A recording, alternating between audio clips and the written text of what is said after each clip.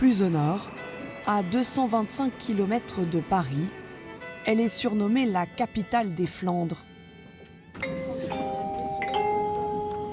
Mesdames, Messieurs, dans quelques instants, notre TGV Inouï entrera en gare de l'île Flandre, son terminus.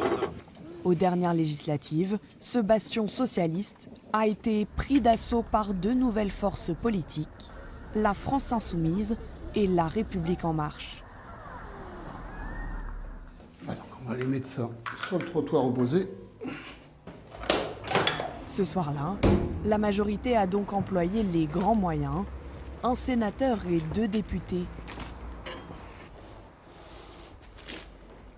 Voilà, je crois que c'est bon. Parmi eux, Laurent Pietraszewski, 52 ans. Il organise son 6e débat du mois. Il y a un besoin d'écoute chez les citoyens. Je pense que la crise sociale qu'on a vécue, d'ailleurs on est encore dedans, hein, je pense qu'elle nous parle de ça. Elle nous parle du besoin de participer en fait, des citoyens, de donner leur avis. Bonjour, bienvenue. Ah bah pour la mobilité, vous avez choisi, vous. On a déjà un premier indicateur. Et la secrétaire d'État à la transition écologique, Bonjour Brune. Brune Poirson, a spécialement fait le déplacement. Non, bah c'est moi qui suis recette là. Monsieur le sénateur va prendre évidemment l'organisation de l'État. Du territoire. Voilà. D'accord. Voilà. Bien sûr. Voilà. Démocratie et citoyenneté. Voilà. Brigitte et moi, je vais prendre la fiscalité. Une centaine de personnes sont venues débattre des 4 thèmes du grand débat national. À la table de Laurent Pietraszewski, l'impôt sur le revenu prend très vite le dessus. Est-ce qu'il ne serait pas possible aujourd'hui que tous les Français payent l'impôt sur le revenu, même les plus pauvres, ça pourrait être 1 euro par mois? Je suis complètement d'accord, tout le monde devrait payer l'impôt parce que ne pas les faire payer, je trouve que c'est un petit peu les nier. Alors que s'ils contribuent, ils font partie de la société. Alors moi, je vais réagir là-dessus, c'est que tout le monde paye quand même de l'impôt puisque tout le monde paye de la TVA. Donc voilà, on est quand même voilà. On bénéficie tous de services publics et donc à ce titre il me paraîtrait juste que tout le monde contribue. On paye tous aussi des impôts, il ne faut pas l'oublier, via les taxes sociales, pour ceux qui ont la chance d'avoir un travail. À côté, ce sont aussi les taxes qui occupent les participants, mais pour les gros pollueurs cette fois-ci.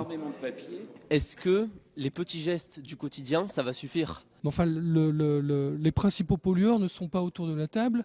On est quand même sous le joug de lobbies concernant l'énergie, l'industrie, etc. On doit aller beaucoup plus loin que simplement, effectivement, changer modestement ces temps de trajet et ces modes de transport. Là-dessus, tu as raison. Personnellement, j'attends une intervention des pouvoirs publics. C'est sur le fait que les grosses entreprises s'en fichent un peu. Puis vient le temps de l'échange avec la secrétaire d'État. Pas toujours évident lorsqu'elle est interpellée par les participants. Aujourd'hui, on parle du peuple qui a faim, mais quand on voit qu'il jette 200 baguettes par jour, plus d'une tonne de nourriture qu'ils jettent par jour, vous imaginez, une tonne, c'est un truc de fou. Il faut qu'on augmente les amendes pour que ce soit vraiment plus possible aujourd'hui de gaspiller encore comme ça. Et vous avez raison d'être choquée, madame, c'est tout à fait sain et il faut que vous en parliez autour de vous. Ce genre de pratique ne peut plus avoir lieu. Députés et secrétaires d'État se veulent rassurants. Il y aura bien une suite aux propositions faites ce soir-là. Merci à tous, vous tous, qui je crois vous êtes prêtés au jeu avec sincérité. N'oubliez pas de remonter tout ça sur la plateforme parce que chacune de vos remarques, chacune de vos remontées sera prise en compte. Vous dire qu'on aura une baguette magique et que ça transformera tout d'un coup, ce serait vous mentir. Mais vous dire qu'ensuite, ça va donner lieu à des changements, ça c'est certain. Voilà, merci et bonne soirée. À bientôt. C'est ce que les citoyens attendent, certes, que les élus les écoutent, les députés, les maires, les sénateurs, mais aussi d'avoir une forme de proximité avec ceux qui décident. Et là, la présence de Brune Poirson, c'est une forme de proximité, c'est une réalité. Laurent Pietraszewski retranscrira lui aussi l'ensemble des propositions sur le site du Grand Débat.